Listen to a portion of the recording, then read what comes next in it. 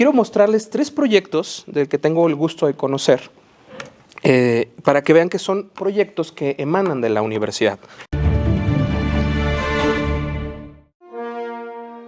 Gilinat resuelve problemas ambientales, económicos y de salud porque compramos a agricultores sus residuos, mejoramos su economía, además evitamos la quema de estos residuos y con ello evitamos contaminación y los transformamos en un endulzante que previene obesidad y diabetes.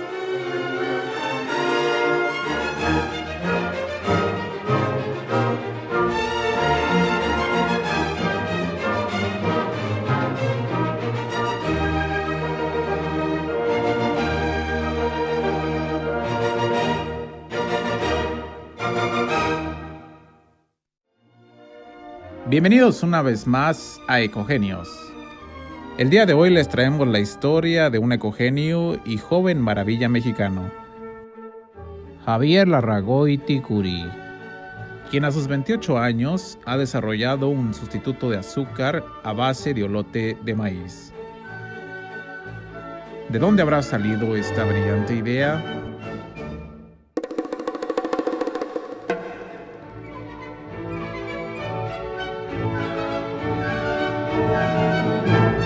El proyecto nace cuando yo cumplo 18 años, más o menos, recibo la noticia de que mi papá es diagnosticado con diabetes. Empiezo a notar cómo se comportan los mexicanos con esta enfermedad y noto que la mayoría de ellos sigue comiendo azúcar. Y entonces pensé que si ellos tuvieran un endulzante que supiera exactamente igual al azúcar, lo comenzarían a usar y beneficiar su salud, ¿no? Porque ya existen algunos en el mercado, pero como tienen un sabor tan distinto, pues siguen rehusándose a utilizarlos. En aquel entonces mi hermana me platicó del xilitol, que es el único que tiene el mismo sabor que el azúcar, y dije, pues la solución ya está ahí. Comenzando a investigar por qué no se había hecho popular, me di cuenta que era sumamente costoso, y entonces hace 4 años empezamos a hacer investigación en un proceso para hacerlo económico y que fuera accesible a todos.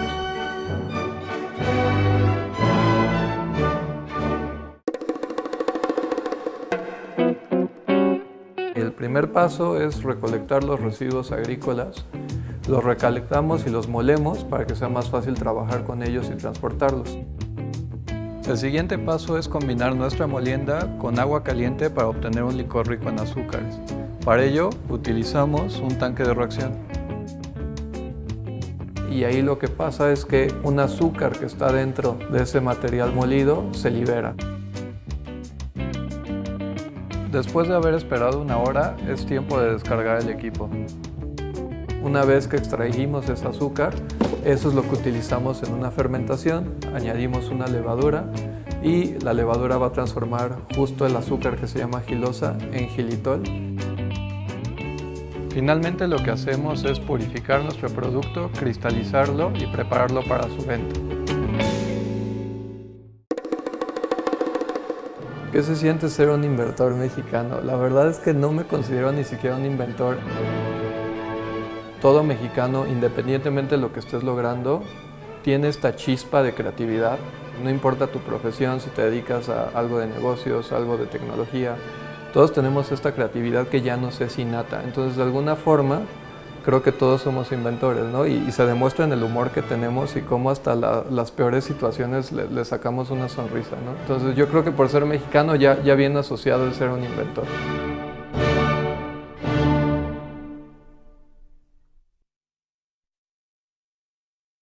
O sea, de este desarrollo del xilitol, de Gilinat, perdón, lo que podemos rescatar son 2 cosas importantes, y ahorita lo vamos a ver con otros proyectos.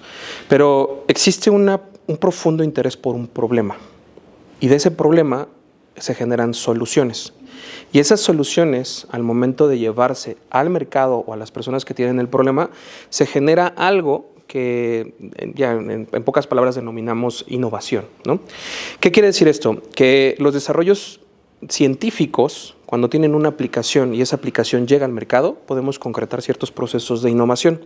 Y esto lo quiero dejar en claro porque justo cuando estamos desarrollando nuestras investigaciones, lo que ocurre es que tratamos de entender el problema que queremos abordar. Y de repente pueden ocurrir como diferentes caminos, ¿no? El primero de ellos es, tengo una solución y quiero aplicarla a algún problema. O identifico un problema y veo que soluciones existen para poderlas aplicar sobre ese problema. O finalmente está el problema y necesito desarrollar una solución que me permita aplicarla sobre el problema. ¿Qué observamos aquí? Existe un problema. Podemos hablar sobre el problema de salud pública que tiene que ver el tema de la diabetes. Sin embargo, el problema no es ese. El problema tiene que ver más con el proceso de consumo de los alimentos, que las personas quieren seguir probando dulce y que, bueno, inherentemente a este proceso se siguen haciendo daño. Esa situación es en realidad el problema, más allá de salud pública, porque él no se está encargando de erradicar la diabetes. O sea, lo que está tratando de hacer es generar una solución para estos procesos de inconformidad de las personas al comer las cosas que les saben a cartón. Entonces vamos a ver otro más. Hola, mi nombre es Citlali Díaz Gutiérrez, tengo 30 años, soy la coordinadora del proyecto TOCO y de la empresa Bleps Vision. Es un instrumento de diagnóstico, como lo ves es bastante pequeño y lo que hace o lo que facilita es que el especialista lo puede tomar y acercar al ojo del paciente, capturar la muestra. Se procesa en la computadora con nuestro software y se obtienen los resultados de queratometrías, de topografía anterior de la córnea. La ventaja que tiene este instrumento sobre los que actualmente existen es que es muy pequeño, muy portátil, muy fácil de manejar, que se puede trasladar sin que se descalibre o sin que deje de funcionar. Me imagino que todos tenemos mucho temor a emprender o de salirnos tal cual de nuestra zona de confort, ¿no? Yo invitaría a más gente a que emprenda y a que si tiene una buena idea, pues la siga adelante, que no se quede ahí y que sí hay como mucho temor, pero también hay muchas personas que te apoyan y que te ayudan a sacarlo adelante. Citlali tiene una particularidad. Ella es hija de un investigador en el Centro de Ciencias Aplicadas de la UNAM. Su papá es físico y durante más de 20 años en su carrera estuvo desarrollando temas de estudio de la luz.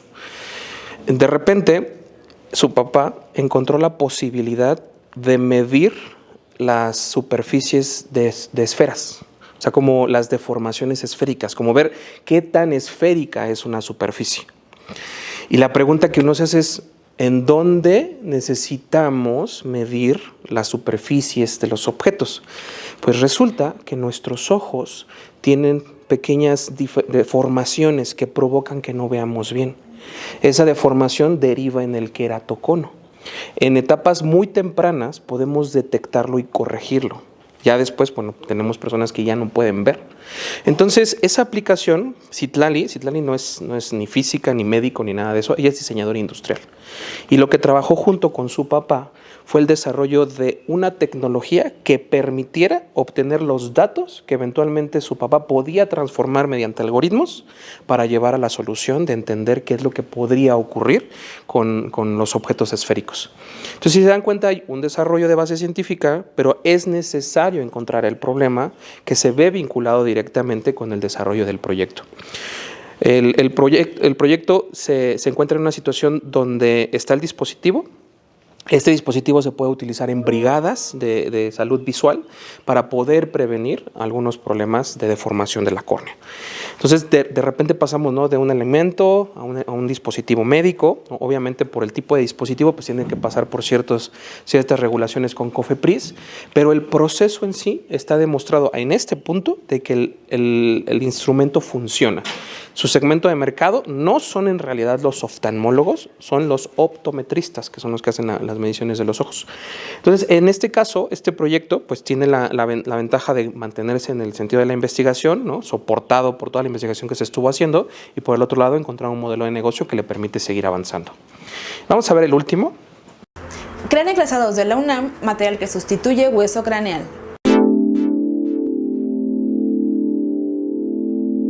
Egresados de la Facultad de Química de la UNAM desarrollaron un material de bajo costo para reparar daños en cráneo y otras regiones óseas. La llamada Masi Epoxy está creada con sales minerales, un componente de calcio y un polímero epóxico. Durante su aplicación, el médico tiene hasta 40 minutos para moldearla. Después de 12 horas, el material innovador adquiere firmeza y dureza similar al hueso natural, por lo que no dificulta los estudios de seguimiento de radiología y resonancia. La innovación no se deforma ni afloja. Se tiene registro de pacientes que se les aplicó en los años 90 y aún la mantienen intacta. Con un costo no mayor a los 4,000 pesos, Masi Epoxy ya está aprobada y se utiliza en un hospital público. Sin embargo, aún requiere el certificado de buenas prácticas de manufactura y registro sanitario para su libre venta en México.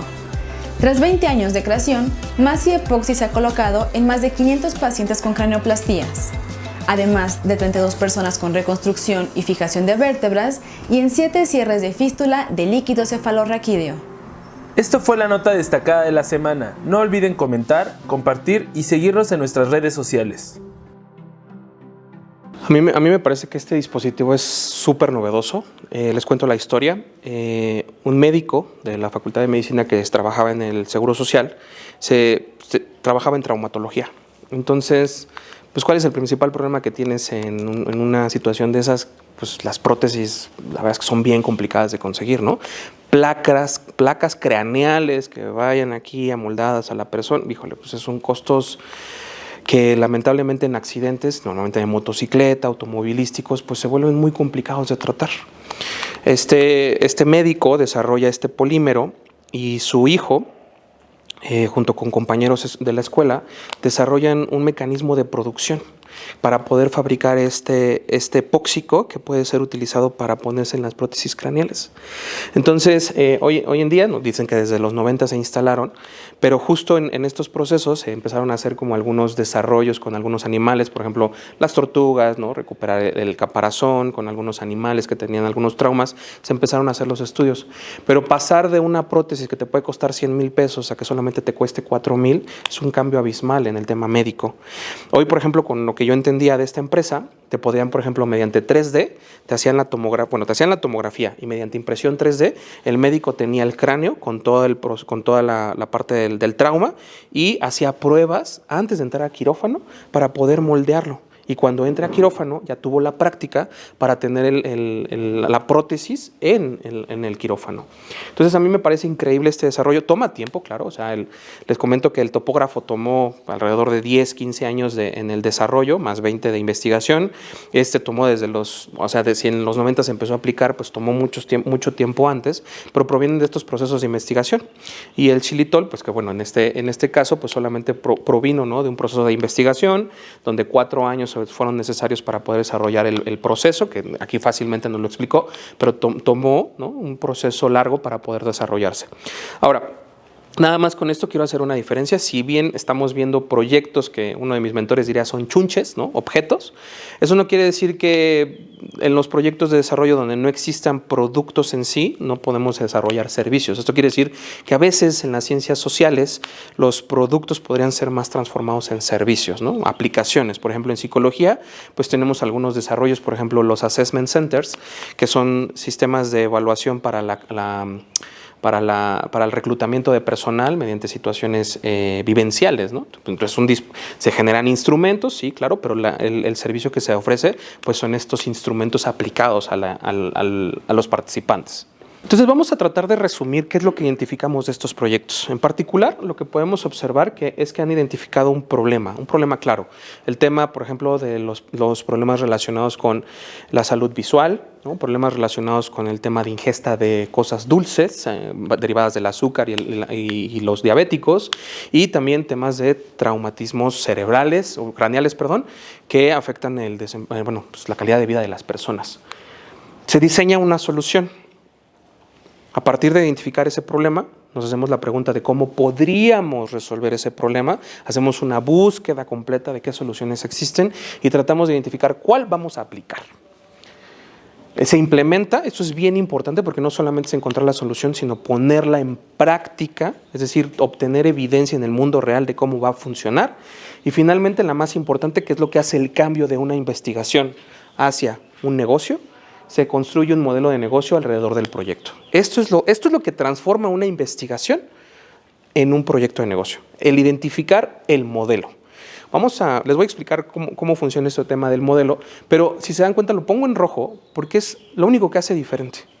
que ese modelo de negocio, o sea, que existe un modelo de negocio alrededor de la investigación y la aplicación de la solución.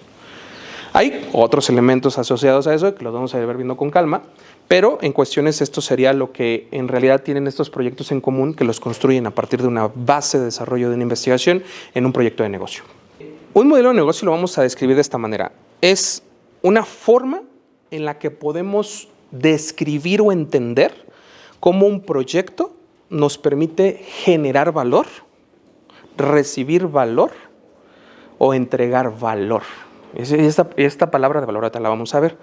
Pero el modelo de negocio, que esta definición es de Alexander Osterwalder, que ahorita lo vamos a conocer, pero prácticamente es una explicación de cómo el proyecto funciona y genera dinero. Existen otras herramientas en negocios que se utilizan para la construcción de proyectos, que es el plan de negocios. Entonces tenemos dos conceptos nuevos: plan de negocios y modelo de negocios. Ahorita les voy a explicar cuál es la diferencia entre cada uno de ellos. ¿Alguno de ustedes ha ido a una IKEA, a un Sam's, a un Costco a comprarse algún mueble? ¿Algún banco? Bueno, cuando ustedes llegan, por ejemplo, al Costco, o cuando llegan a esa tienda donde quieren comprar el mueble, tienen dos cosas. Tienen una caja enorme que tiene pegado una fotografía. ¿Y esa fotografía qué representa? El mueble en sí, ¿no? O sea, es como, oye, si tú te compras este mueble, así se va a ver en tu casa. Ok, y lo vemos adornado, por ejemplo, un librero, lo vemos adornado con libros, con plantas, ¿no? Ahí ponen el teléfono para que vean que ahí lo puedes poner.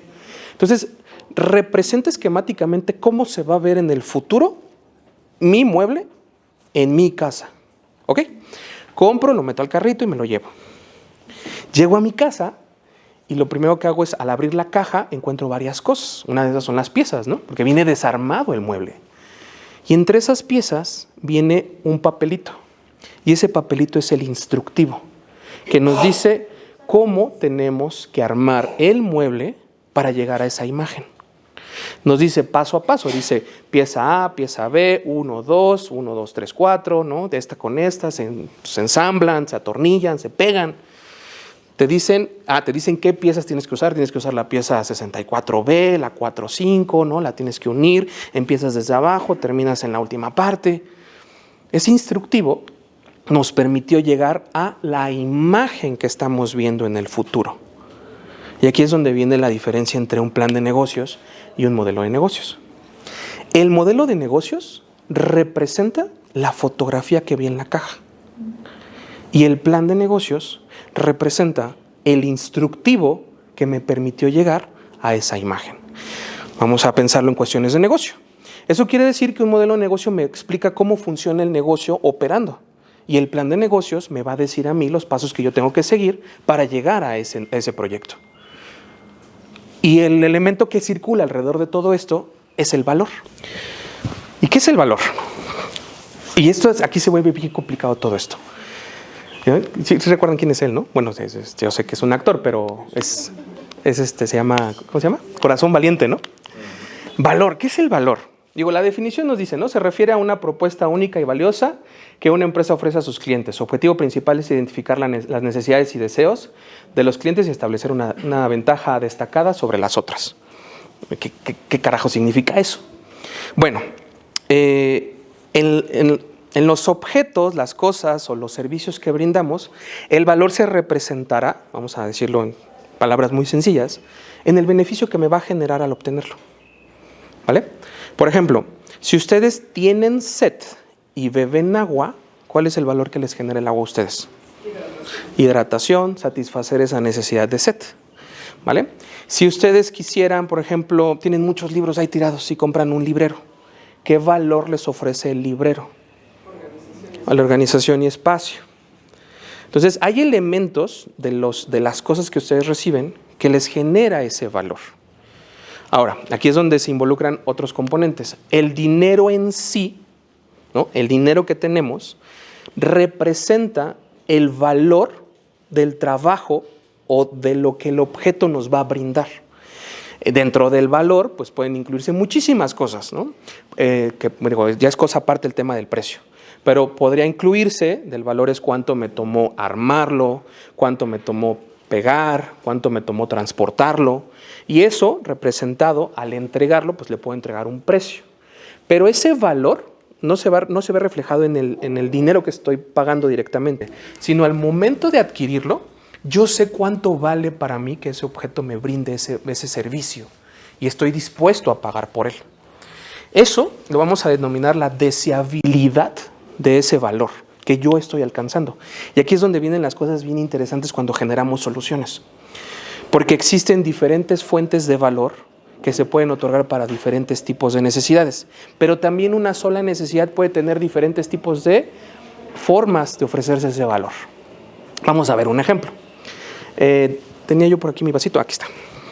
Por ejemplo, a mí me encanta usar este ejemplo.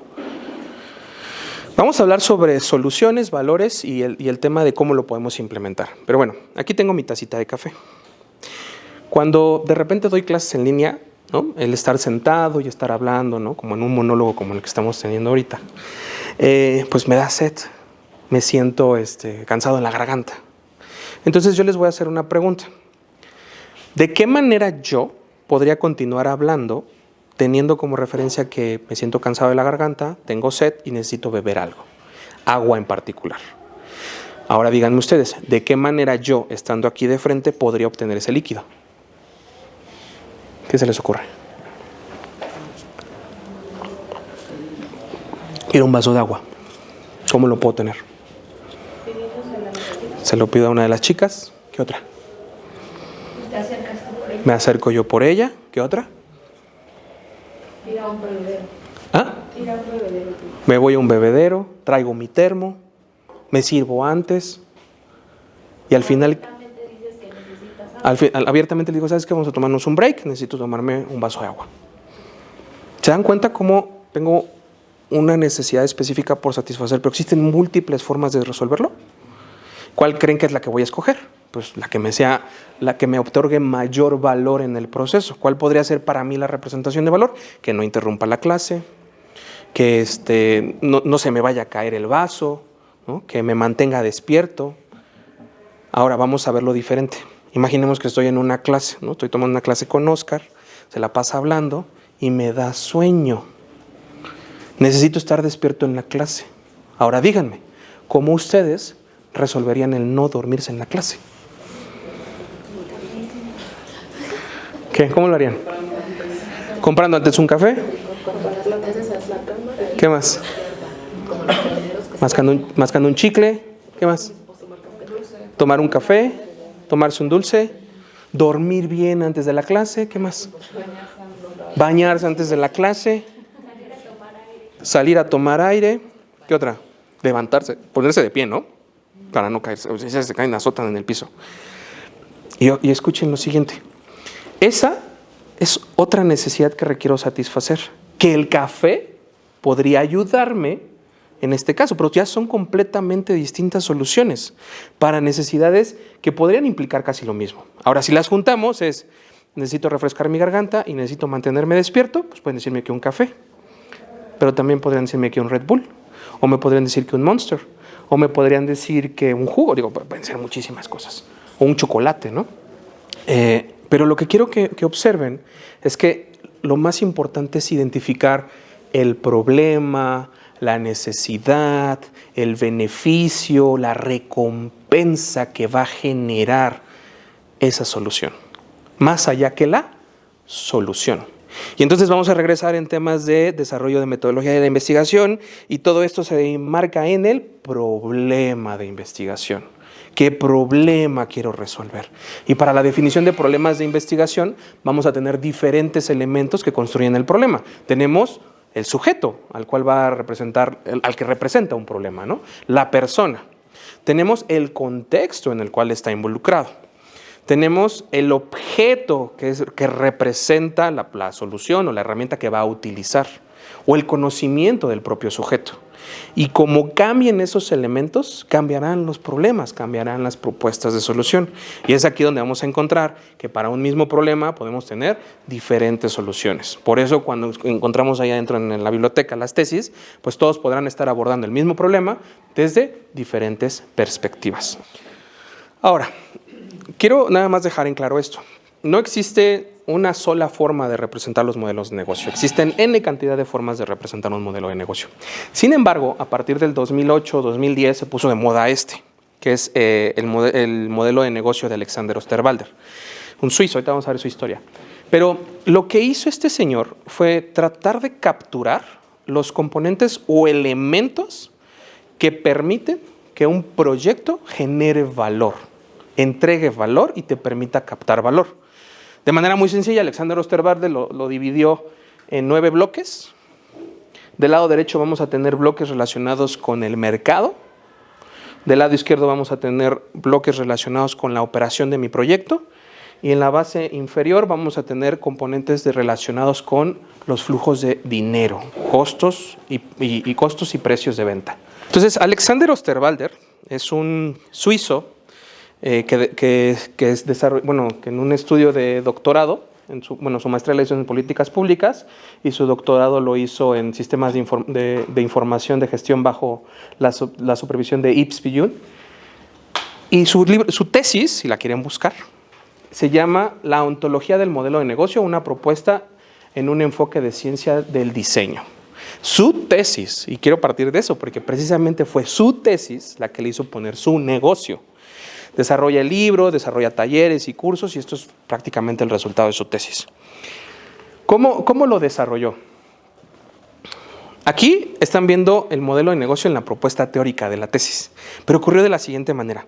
Su interés estaba en entender cómo eran los modelos de negocio de los bancos suizos. Le decía, bueno, ¿cómo funcionan los bancos? ¿Cuáles son los modelos de negocio? Hacer una conglomeración de ese conocimiento y poderlo entregar. En el proceso se puso a entrevistar CFOs y CEOs de los bancos y pues digo, temas muy sencillos, ¿no? Les preguntó, oye, ¿cuál es el modelo de negocio del banco? Y bueno, yo siendo ingeniero industrial, si soy el director del banco, pues te voy a dar un modelo de negocio enfocado en procesos. Si mi background es de financiero, te voy a enseñar el modelo de negocio basado en los flujos de dinero, el tema de cómo fluye el dinero, los préstamos, las tasas de interés. Si soy más experto en temas de mercadotecnia o temas de comercialización, pues te voy a hablar del modelo de negocio en aspectos relacionados con la venta hacia los clientes, ¿no? Las promociones, su relación. Si soy más bien alguien relacionado con aspectos de ingeniería, no sé, de transporte, pues a lo mejor te voy a explicar el modelo de negocio a partir del cómo se transporta el dinero y cómo en la parte, no sé, tecnológica me permite hacer los flujos. X cantidad de formas. Pero eso depende un poco del background del CEO. Y se dio cuenta, cuando empezó a hacer su análisis, que de repente, pues algunos te hablaban de los procesos, otros te hablaban de la relación con los clientes, otros te hablaban de los canales, otros te hablaban del flujo de efectivo, otros te hablaban de la manera en la que generaban dinero, del tipo de cliente que estaban atendiendo, ¿no? Del tipo de producto o servicio que estaban haciendo. Entonces, de repente, cuando hace todo este análisis, hace una agrupación de todas las propuestas y se da cuenta que existen elementos relacionados con los clientes, elementos relacionados con el dinero, elementos relacionados con la gestión, elementos relacionados con el producto. Y entonces llega con su profesor y le dice, oye, pues es que no entiendo en realidad cómo lo puedo hacer. Y sale con, aquí se ve más elegante en el sentido teórico, pero dicen, pues no puedo presentar eso en la tesis, ¿no? Y ahí es donde su tutor le dice, espérame, es que esto está buenísimo, porque esto quiere decir que podemos explicar cómo los proyectos o los negocios generan ese valor. Y entonces pasa de esta estructura de la ontología a este sencillo y elegante lienzo. Un lienzo con 9 bloques que de izquierda a derecha me permite decir qué entra, qué sale y en el proceso cómo fluye el dinero. Hay 3 elementos que este modelo me permite resolver. El primero de ellos tiene que ver con el riesgo de deseabilidad de un proyecto. ¿Qué quiere decir eso? Que cuando ustedes hacen su investigación y hacen la pregunta de investigación, ojo con esto, los problemas en realidad no es que existan en la naturaleza o existan en el mundo, los problemas son de personas. Para que exista un problema debe de existir una persona. Y aquí es donde se vuelve bien complicado el asunto cuando, por ejemplo, trabajamos temas de investigación o proyectos de negocio que tienen que abordar temas medioambientales. ¿Por qué? Porque ¿quién es el cliente o quién es el usuario a quién le importan los elementos relacionados con los problemas medioambientales? Pues van a decir a todos, y todos están dispuestos a pagar por esa solución. Los gobiernos, y todos los gobiernos están relacionados en pagar eso. Existen actores que necesitan tener. Para que esto funcione debe de haber un actor o una persona que en el centro del proceso desee esa solución. Por eso cuando están muy bien focalizados a una persona o a un grupo o una comunidad, eso nos permite entender quién es la persona que lo va a usar o nos va a pagar por esa solución. Ese sería el grado de deseabilidad.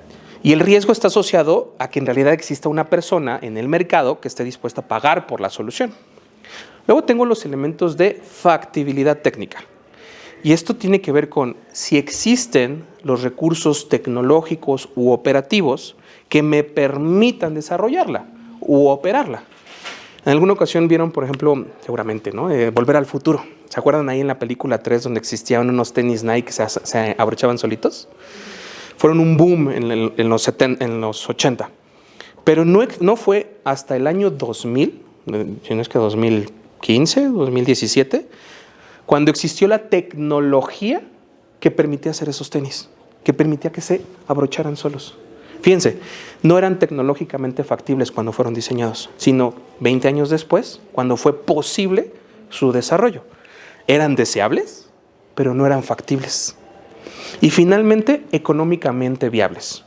Y no es más que, hablando de flujos de efectivo, pues que tengamos esa utilidad. Pero yo lo vendo a este precio y le quito todos los costos asociados a su fabricación, entrega y producción. Y la diferencia entre esos dos me da un margen, una utilidad, un grado de flujos de efectivo que me va a permitir, ¿no?, mantener el proyecto operando. Entonces son 3 riesgos: riesgo de deseabilidad, riesgo de factibilidad y riesgo de viabilidad. Y para esto nos sirve esta herramienta. Esta herramienta, como les acabo de mencionar, es una imagen en el futuro de cómo va a funcionar el proyecto de negocio. ¿No? Ya habíamos hablado que es el modelo de negocio, entonces si yo leo este lienzo, pues podría entender qué vas a hacer, a quién le vas a vender, qué es lo que vas a vender, cuánto te va a costar y cuánto vas a ganar. Me está explicando cómo tu proyecto se va a ver en el futuro. Ahora, esto es como una instantánea del proyecto de negocio, porque puede ser una instantánea en este año, una instantánea al siguiente año, una instantánea dentro de 10 años, puede ser una instantánea dependiendo de en qué momento yo estoy haciendo esa fotografía. Normalmente cuando hacemos proyectos de negocio se están enfocando esas instantáneas a 1, 2 o 3 años vista. ¿Por qué? Pues porque posiblemente no tengamos suficiente información de cómo se va a ver ese negocio. De repente es cuando, no sé si hay un refrán que dice, haz planes y, tú haz planes y Dios se reirá de ellos, ¿no? Haz planes, cuéntaselos a Dios y Él Se reirá de ellos, gracias. Haz planes, cuéntaselos a Dios y se reirá de ellos. Porque en realidad hay una gran diferencia entre lo que creo que va a ocurrir y cuál va a ser el resultado. Ahora, ¿cómo iniciamos utilizando esta herramienta? Y esto regresando a la parte de su proyecto de negocio.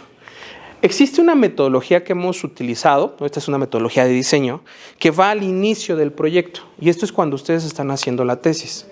Yo recuerdo bien que cuando estaba haciendo mi tesis, pues, ¿de qué la hago? ¿Dónde encuentro el problema? Y aquí, esto lo viene a solucionar esta metodología, que a mí me encanta iniciar los proyectos de investigación con esto, porque me permite entender. Y la primera fase se llama empatizar.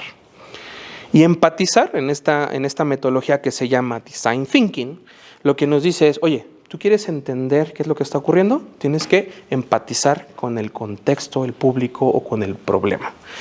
Y esto lo hacemos a partir de 3 prácticas. Y no sé si las han hecho. Si no las han hecho, necesitan hacerlas, porque para eso necesitamos entender que hay un sujeto que requiere una solución. Los 3 mecanismos de empatía son los siguientes: observación, conversación y vivir la experiencia. Si ustedes ejecutan estos 3 ejercicios de empatía, eventualmente van a poder apropiarse de ese problema y entenderlo. Existen diferentes técnicas enfocadas en vivir la experiencia, empatizar, observar, ¿no?, conversar. Y entonces, en este caso, la idea sería, yo sé que tengo que empatizar, ahora la pregunta es ¿cómo empatizo? Vamos a imaginar lo siguiente: imaginemos que ustedes quieren desarrollar una almohada, ¿no?, que sustituye las plumas de ganso por plumas sintéticas. El problema que queremos abordar pues tiene que ver con el maltrato que reciben estos animales al construir esas plumas y satisfacer esta necesidad de las personas por dormir bien. Entonces, pregunta para todos ustedes: ¿cómo observarían el proceso de que una persona compra una almohada? Vas a una tienda y ves que las personas compran en el área de, ¿no? En el área de blancos. Y de repente, pues, estás observando a las personas y te das cuenta de lo siguiente. Cuando están en el lugar donde están comprando su almohada, lo primero que hacen es sacar el teléfono. Y cuando sacan el teléfono, lo primero que hacen es buscar ese producto en internet. Y contrastan entre el precio de tienda y el precio en línea. Y entonces, ¿cómo harían el proceso de conversación? Te acercas con ellos y les dices, oye, ¿qué estás buscando? ¿Por qué compraste esa almohada? Digo, suena un poco creepy, ¿no? Pero en realidad ese es el proceso. Te acercas con ellos y les preguntas.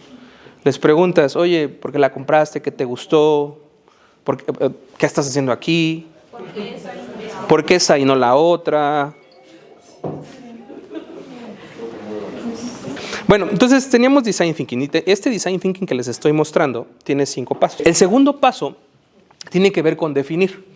Y el definir, en realidad, del lado de la investigación y los procesos, nos vamos a encontrar con el tema de la definición de las preguntas de investigación. Pero esto, definir, tiene que ver con sintetizar todo lo que hicimos en el proceso de empatía y construir las preguntas que vamos a ir abordando. Entonces, definir nos tiene que dar el problema que queremos resolver, las preguntas alrededor de ese problema de cómo podríamos resolverlo, así como la estructura de una estrategia de alguna manera que nos permitiera tratar de desarrollar soluciones alrededor de ese problema. Entonces, definir, al final del día ya es más como un trabajo de gabinete, donde nos sentamos, reflexionamos con esos aprendizajes. Si hicieron estudios o análisis estadísticos, ahí es donde se hacen esos estudios, se desarrollan esas gráficas y de repente sintetizamos todo lo que encontramos. Ahora la pregunta que nos tenemos que hacer es, ¿cómo podríamos resolverlo? Y en el cómo podríamos, existe una fase que es la ideación. Ahora, en la ideación vamos a encontrar soluciones existentes y no existentes. Las soluciones existentes las podemos ir a buscar en la teoría y en las metodologías y podríamos definir cómo podríamos resolverlo. O en algún momento decir, bueno, no tenemos idea de cómo lo vamos a resolver, vamos a generar nuestra solución. Y en esta parte de la ideación se conglomeran 2 elementos. Todo lo que deberemos de saber sobre el tipo de soluciones que se han aplicado, qué ha funcionado con esas soluciones y qué hace falta de resolver por esas soluciones. Aquí también hay un proceso donde tenemos que comparar lo que ya existe con lo que nosotros queremos crear. Y aquí hay un problema también muy interesante al momento de desarrollar las investigaciones. Y es que creemos o suponemos que lo que queremos hacer nadie más lo ha hecho. Tanto en las investigaciones como en los proyectos de negocio. Y antes de que empieces a buscar soluciones, antes de que empieces a crear tu solución, lo primero que tienes que hacer es ir a buscar qué soluciones existen. Entender esas soluciones, hacer un análisis de qué es la fortaleza y la debilidad de esa solución y determinar qué de esa solución no está funcionando. Y si eso que no está funcionando mejoraría de alguna manera lo que yo quiero hacer con mi proyecto. Eso suena muy etéreo, pero al final del día les ahorra mucho tiempo. Porque de nada sirve que vayas y busques y generes nuevas soluciones cuando de repente pasan 5 o 6 años y de repente te das cuenta que ya existía algo así. Eso lo vi en un proyecto que se desarrolló, por ejemplo, un guante que te permitía interactuar con la computadora. Había un chico que se puso un guante, tenía sensores, lo conectaban a la computadora y podía hacer todo desde la computadora. ¿Alguno de ustedes ha visto la película de Minority Report? Que salen ahí las cosas, aparecen las ventanas, y eso te permitía interactuar con la computadora. Bueno, en el momento en el que el emprendedor lo hizo, lo que él no encontró es que existían dispositivos muy similares que ya existían en el mercado, que eran más caros, claro, pero ya existían. Y lo que entonces tenía que él entender previo al desarrollo de ese proyecto era entender cuál era el modelo de negocio de esos guantes. Porque al final del día termina siendo el guante y no funcionó. O, por ejemplo, recuerdo que unos chicos con los que estuve trabajando desarrollaron un robot que permitía limpiar cisternas. Hicimos todo este proceso de investigación. Y de repente fuimos a entrevistar, ¿quién tiene cisternas? No ustedes, sino preguntémonos, ¿quién en la Ciudad de México o quiénes gestionan las cisternas o administran las cisternas? Pues lo primero que pensaron los muchachos es, pues los condominios, ¿no? Entonces tenemos que hablar con condóminos. Híjole, pero no es el condomino, es el administración del condomino. ¿Quién más tiene cisternas? Pues los edificios corporativos. ¿Quién? El jefe de mantenimiento se encarga de la cisterna. ¿Quién más tiene cisternas? Las fábricas. Los jefes de mantenimiento de las fábricas. ¿Quién más tiene cisternas? Las plantas tratadoras de agua. ¿Quién más? Plantas tratadoras de agua, ¿no? ¿Quién más tiene cisternas? Aquellos que guardan líquido, por ejemplo, las cerveceras tienen sus alambiques con agua. Entonces, la pregunta es, ¿quién tiene depósitos de agua? Y la pregunta de la máquina que querían hacer es, ¿quién necesita utilizarla? ¿Quién más tiene? Los hoteles. Y de repente cuando te haces esa pregunta sobre el problema que estás buscando es, ¿quién necesita limpiar un depósito de agua? Y ahora, porque ellos estaban desarrollando un robot. Y la pregunta es, ¿por qué un robot? ¿Cómo se limpian las cisternas? Se vacían y se lavan, se meten buzos, se meten mangueras, ¿no? Existen muchas maneras de limpiarse. Pero el robot funcionaba porque existen cisternas que son sumamente peligrosas. Una cisterna de altas dimensiones no puede ser un cubo grandote con agua adentro.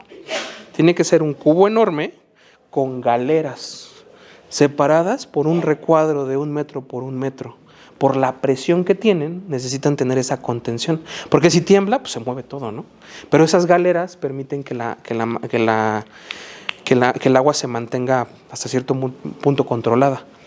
Y entonces imagínate que ingresas a la cisterna y tienes que pasar por 5 galeras hasta la última para empezar a aspirar. Imagínense un buzo haciendo eso. ¿Qué grado de peligro existe ahí? Y tiembla, se va la luz, se queda sin aire, el riesgo que puede conllevar eso. Entonces el robot tenía el propósito de sustituir eso, ¿no? O por ejemplo en el drenaje, que entras a toda esa cloaca, se meten y empiezas a limpiar. ¿Para qué? Pues para destapar. Pero el peligro que puede hacer, porque en esos lugares los buzos no ven. Si se les hace una fisura o algo, se ahogan, se pueden intoxicar, ¿no? El peligro que corren al meterse ahí.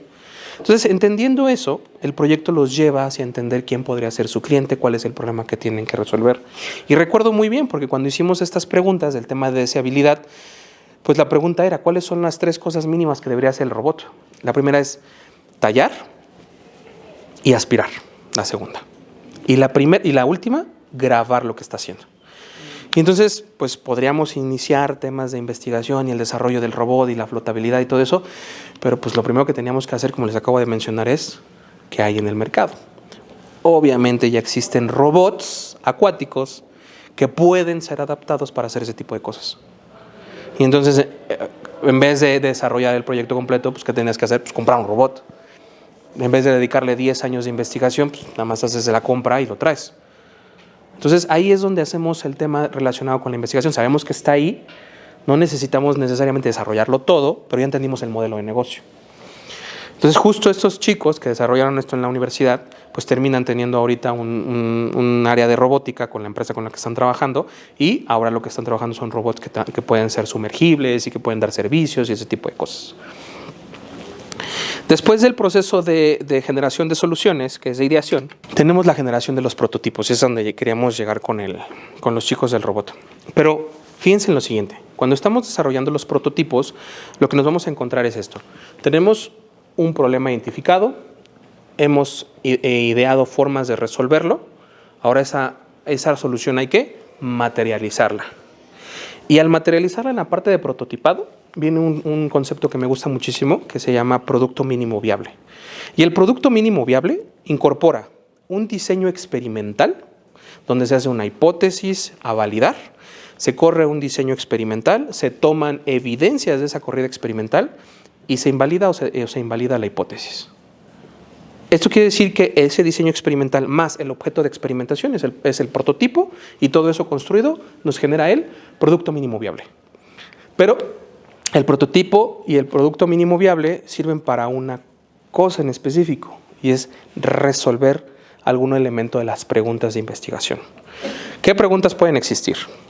Si el proyecto puede ser deseable, si el proyecto puede ser factible, si el proyecto puede tener viabilidad financiera, y ahí de ahí nos podemos ir más abajo. Por ejemplo, podemos identificar, ¿no?, en un diseño experimental si las personas están dispuestas a comprar en línea o presencial, si las personas están interesadas en pagar con tarjeta de crédito o en efectivo. Los prototipos y los productos mínimos viables nos van a ayudar a responder preguntas de cómo va a funcionar el modelo de negocio. Pero de la misma manera, ustedes pueden utilizar esta metodología para responder sus preguntas de investigación. Y finalmente la prueba, porque una vez que tenemos el experimento y tenemos el material de experimentación, lo metemos a campo y entonces obtenemos la información. Hay un profesor de la Universidad de Stanford que se llama Steve Blank, que es el que desarrolla una metodología que se llama Proceso de Desarrollo de Clientes. Y él explica en uno de sus libros un grupo de emprendedores que quería desarrollar una tecnología que ayudaba a los agricultores a poder determinar el nivel de mantenimiento de sus terrenos, ¿no? Dónde podían encontrar plagas, dónde hace falta regar, dónde podrían tener problemas, ¿no? Grandes extensiones de terreno pues difícilmente se pueden cubrir. Ellos habían ideado lo siguiente.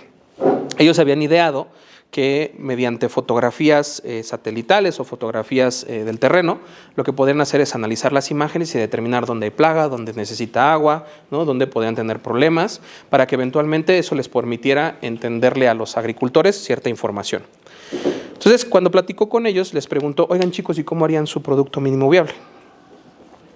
Y dijeron, no, pues vamos a rentar una avioneta, vamos a subirnos, vamos a tomar fotografías, tomamos las fotografías, nos las llevamos al laboratorio, empezamos a hacer los análisis y generamos un reporte. Y les pregunta, ¿y qué quieren validar? Les pregunta. Pues si el agricultor está dispuesto a comprarlo.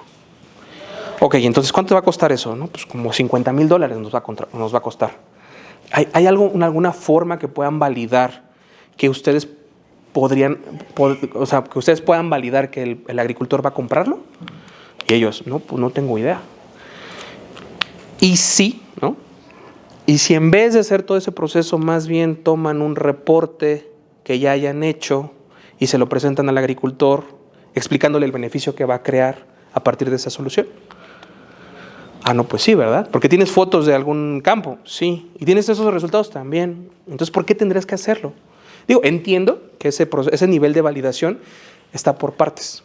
El primer nivel de validación fue la deseabilidad. Y lo que ellos querían validar era que la persona quisiera comprar el servicio. Y lo que me habían descrito de la avioneta, las fotos y todo eso, más bien estaba enfocado en factibilidad. Y cobrar por ese servicio nos ayudaría a validar la viabilidad económica.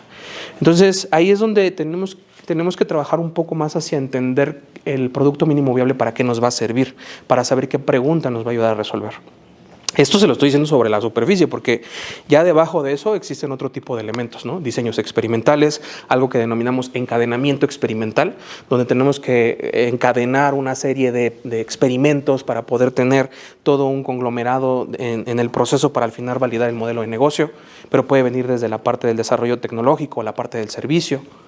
Y entonces comparamos lo que hemos aprendido el día de hoy, esta metodología de diseño, la parte de la construcción del modelo de negocio, los términos relacionados con la propuesta de valor y el modelo de negocio, y entonces regresamos al método científico.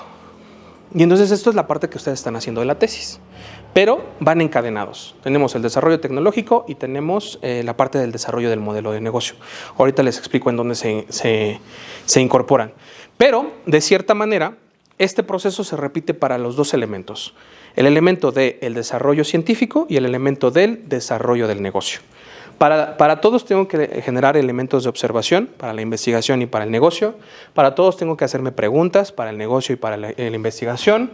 Tengo que generar hipótesis sobre qué es lo que creo y qué es lo que necesito saber. Diseñar experimentos alrededor de estos, ponerlos a prueba y determinar, una vez hecho el experimento, si valido o invalido la hipótesis, tanto en el negocio como en la investigación. Finalmente, en la aceptación o rechazo, que aquí se ve transformado en una teoría, más bien es tengo un negocio o tengo una teoría validada. Que pueden, bueno, ya en niveles de complejidad pueden ser axiomas o solamente hipótesis relacionadas al negocio, pero esto al final del día es lo que vamos a estar trabajando cuando estamos hablando del proyecto de negocio, vinculado con el proyecto de investigación. Ahora, lo más importante en este proceso, vamos a hacer un zoom in a la parte de experimentación. O sea, está el método científico y vamos a hacer un zoom in aquí, en la parte de experimentación. El método de experimentación que utilizamos es un método en negocios. Es un método denominado Lean Startup o emprendimiento esbelto. Y el emprendimiento esbelto lo que nos va a permitir hacer es seguir esta secuencia de Design Thinking, donde nos hacemos las preguntas, generamos el problema, definimos la hipótesis, hacemos el experimento, lo ponemos a prueba y determinamos si seguimos o cambiamos de rumbo. Y entonces, en este ejercicio, lo que podemos observar es que en el modelo de negocio que construimos para el proyecto, estas banderitas en rojo son las hipótesis que creemos que así funciona. Ingresan en este proceso de desarrollo de soluciones para la construcción de productos mínimos viables y prototipos, se ponen a prueba y dependiendo de la información tenemos varios caminos a seguir. Una de ellas, que no tenga información suficiente y tengo que continuar con el experimento. La segunda, que rechazo la hipótesis y eso me implica hacer un pivoteo, es decir, cambiar esa hipótesis y determinar una nueva que tengo que volver a incorporar en el proceso. O finalmente, aceptarla. Y eso quiere decir más bien como tener la información suficiente para determinar que de esa manera en la que quiero operar el negocio va a funcionar. Y al final del día, en este proceso, que es un poquito un bucle que se sigue haciendo constantemente, porque en realidad no es que tenga fin, sino que evoluciona, tengo un modelo de negocio validado. Y recuerden, yo les dije que el modelo de negocio es una instantánea. Esa instantánea es el modelo de negocio validado en el momento en el que estoy tomando esa instantánea. Obviamente, si ustedes van más hacia adelante o hacen un cambio en el modelo de negocio, pues esa instantánea cambia y se generan nuevas hipótesis. Y entonces esto quiere decir que a lo largo de todo el proceso voy a tener una serie de modelos de negocio que me van a permitir evolucionar, ¿no?, a lo largo del proyecto para que el negocio cambie cualquiera de sus verticales, cambie su vertical de deseabilidad, cambie su vertical de factibilidad, cambie su vertical de viabilidad. Y en este proceso podemos seguir dos caminos: pivotar o iterar. El pivote, si ustedes han jugado básquet o han escuchado el básquetbol, pues es como cambiar de yo para allá, me cambio para acá, y voy yo para acá, y me cambio para allá, ¿no? Pivoteo. Quiere decir cambio de rumbo. En las hipótesis es, pues si no es por aquí, entonces debería de ser por acá. O itero. Y la iteración corresponde a un pequeño ajuste, ¿no?, de tuerca, ¿no?, un apretado de tuerca sobre donde estoy observando. Entonces, si me doy cuenta que mis clientes, por ejemplo, o mis usuarios, son jóvenes de entre 19 y 29 años de universidades públicas, una iteración alrededor de eso puede determinar que no solamente son ese tipo de estudiantes, sino que además de ser públicas, se encuentran en la Ciudad de México.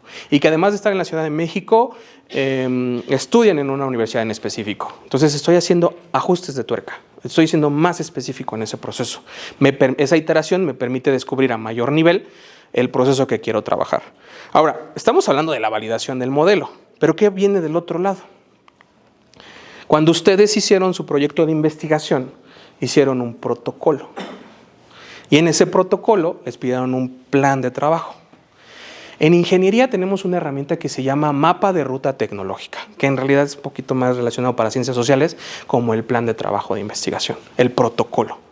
Y entonces existen hitos a lo largo de la investigación, donde ustedes se comprometieron a conseguir evidencias de que el proyecto va a funcionar como lo están desarrollando en la investigación. Y entonces en ese camino tenemos dos herramientas que se conjugan: el protocolo o el mapa de ruta tecnológica y el modelo de negocio. Y entonces existen dos entes que van de la mano cuando van trabajando, en donde se van a alinear en un momento dado. Entonces yo les había hablado que existe un nivel donde se vincula, ¿no?, la tecnología. Bueno, pues existe una herramienta que se llama los niveles, está mal escrito, pero es el TRL, como es nivel de madurez tecnológica, y tiene 9 niveles. Esos 9 niveles nos van a hablar sobre el principio básico de investigación, TRL1, y nos van a llevar hasta su aplicación y puesta en marcha en el mundo real. Cada uno de estos son pasos específicos que tengo que ir dando en mi proyecto para pasar de simplemente creencias, hipótesis o preguntas de investigación hasta una aplicación directa en campo. Ojo con esto, aplicación directa en campo. Jamás estoy hablando de un modelo de negocio. O sea, estoy hablando de que la herramienta, el proceso, el proyecto se use. Ya que alguien lo quiera pagar, bueno, eso es cosa distinta. Pero hay unos niveles críticos que permiten hacer esa evaluación. Y es el nivel entre el 3 y el 6, dependiendo del tipo de proyecto. Porque el 3, por ejemplo, me habla sobre una función crítica, analítica y experimental y o prueba de concepto. Esto es un poquito relacionado con la parte de la deseabilidad. Es decir, que una vez generada esta solución podamos encontrar alguna persona que esté interesada en aplicarla. Y conforme vamos avanzando, esa prueba de concepto se vuelve un prototipo en escala, luego se vuelve un prototipo en escala real, aplicado al mundo real, y después va avanzando hasta inclusive tener la tecnología o el servicio aplicado en el mundo real en condiciones normales, o bueno, del contexto. Y entonces en estos niveles, ya contando como referencia los niveles de la inversión, de la imagen que les acabo de mostrar, ahora nos hablan sobre que se haya definido un problema, que se haya identificado un cliente, que se haya determinado una propuesta de valor, que se haya determinado una solución, de esa solución que se haya creado un producto o un servicio, que ese producto o servicio se haya puesto al mercado, que el mercado esté dispuesto a comprarlo y que finalmente puedas operar un negocio. Y entonces ahí es donde se conjugan esos dos niveles. El nivel de madurez tecnológica o el nivel de madurez de su investigación y finalmente el modelo de negocio. Y una vez que conseguimos eso, tenemos que hacernos un par de preguntas, porque ya pasamos la parte de la validación, ¿eh? En esa parte de validación, esta gráfica me encanta, que es propuesta por un economista, Jeffrey Moore, que se llama curva de asimilación de la tecnología. Y esta gráfica nos permite entender que la solución que ustedes están construyendo tiene un proceso de penetración. ¿Han escuchado como la palabra mercado meta o mercado de entrada o ese tipo de cosas? Bueno, hay un mercado que se encuentra en el extremo izquierdo de nuestra gráfica. Este mercado se va a llamar el mercado de los innovadores. Y los innovadores van a ser personas que son conscientes de ese problema, que inclusive han generado soluciones o que están en expectativas de encontrar algo que resuelva ese problema que hemos definido. Inclusive ellos son capaces de comprar las soluciones aunque no estén terminadas, tengan errores, haya fallas. Y ellos van a ser los primeros con los que vamos a trabajar, porque son los que se van a arriesgar con trabajar con nuestra solución. Porque si fallamos no nos van a decir, oye, te pasaste. No, ellos van a decir, oye, lo podemos hacer mejor. Y después pasamos a un segundo, que son los early adopters, o los adoptantes tempranos. Y esos ya corresponden, ¿no?, a poco más del 10% de la población, tomando como referencia a los innovadores. Y esos innovadores nos van a permitir mejorar la propuesta, refinarla, automatizarla, generar detalles que eventualmente tendremos que corregir. Y en ese proceso, brincar de los early adopters a la mayoría temprana, que es lo que están viendo del otro lado de la gráfica, es donde la mayoría de las empresas fracasan, no libran el valle de la muerte.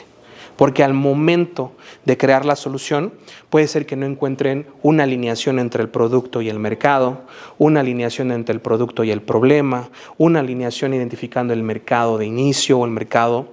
Y estos clientes ya son más quisquillosos, ya son los que te piden garantía, ya son los que en alguna situación, si no funciona, te piden un reembolso. Ya son clientes más complicados. Y el no tener la capacidad de atenderlos nos puede llevar y conllevar a no poder crecer en el mercado en el que estamos trabajando. Y ya cuando llegamos a los siguientes, que son la mayoría tardía, estos ya definitivamente, si esto no funciona, ni te lo compran. Si no llegan, ni lo hacen. Son personas que si de verdad el proyecto no está tan estandarizado, ni te voltean a ver. Y ya los últimos son los rezagados, que no les quedó de otra. Vamos a pensar esto en los celulares. Los innovadores eran, cuando salió el iPhone, los que estaban sentados ahí una semana antes de que abrieran la tienda para poderlo recibir. El teléfono tenía errores, no funcionaba, se trababa, se calentaba, no funcionaba bien. Pero estaban ahí 7 días antes para poder comprar su teléfono. Y luego tenemos a los early adopters, que bueno, ya pasó el tema de la venta del primer iPhone y de repente pues fueron y vieron a sus amigos, les platicaron y dijeron, no, yo también me lo voy a comprar. Pero ya no hay colas enormes afuera, ¿no? Llego, me lo compro, me lo entregan y bueno, ya lo uso. Luego tenemos a la mayoría temprana. Y estos ya son personas que, bueno, tienen un celular y de repente, segunda o tercera generación, pero son personas que ya tienen un celular, compraron su plan de minutos y de repente tienen que renovar celular. Y dicen, oye, pues yo siempre he usado Nokia. Oye, pero hay un iPhone. ¿Te interesaría? Oye, pues se ve bueno, me han platicado que es bueno, pues a ver, vamos a probarlo. Y lo compras. En la mayoría tardía, ya encontramos teléfonos que ya están los Xiaomi, ya están los Samsung. O sea, ya la tecnología está tan estandarizada que ya no son los iPhone los que tienen esa tecnología. Ustedes ya pueden escoger. Y entonces si no les gusta un teléfono, lo cambian. Porque ya tienen ese poder de decisión. Porque el mercado está tan maduro que en la mayoría tardía o lo haces bien o te distingues por algo, ¿no? Unos por ellos es por la plataforma, por ejemplo, Apple que tiene su propia plataforma para la parte del soporte y todo ese tipo de cosas, pero tenemos Xiaomi que tiene buena tecnología, o tenemos Samsung que tiene una tecnología similar que puede ser comparable, pero tiene Android, ¿no? O sea, ahí ya nos podemos poner quisquillosos. Y en la última, ahí vamos a encontrar a personas que, por ejemplo, mi papá, él normalmente utilizaba BlackBerry. Y hace 10 años le dije, oye, yo creo que ya deberías de tomar un teléfono touch. Me dice, no, yo con las teclas me siento cómodo. Le digo, es que en el futuro ya los teléfonos no van a tener teclado. Y los rezagados son los que no tuvieron de otra. Tú quieres ir por un teléfono, a menos que vayas al Oxxo, consigues ahí unos Tamagotchis o unos Maizoro que tienen tecla, pero no tienen WhatsApp, no tienen cámara.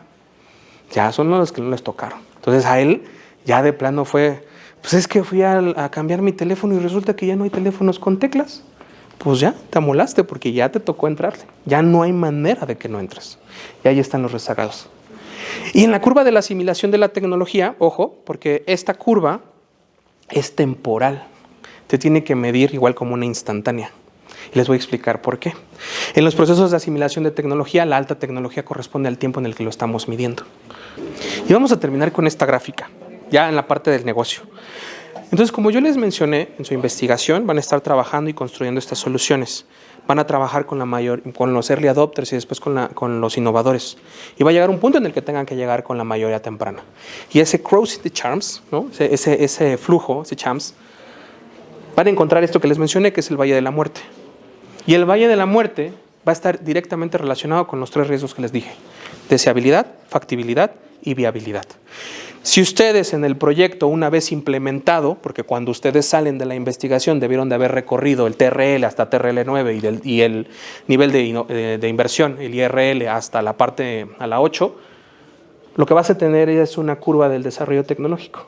Aquí dice cash flow, que es los ingresos que vas a tener. En finanzas, esto se llama curva J. La curva J nos determina el grado de inversión, pérdidas, porque obviamente estamos desarrollando el proyecto, y al final una ganancia. También podemos tomarlo como referencia al desarrollo tecnológico. Y una vez que llegamos aquí, en los procesos de innovación, debemos de tener una curva S, ¿no? ¿Por qué ocurre aquí? Viene una nueva tecnología, viene una nueva investigación, viene un nuevo desarrollo.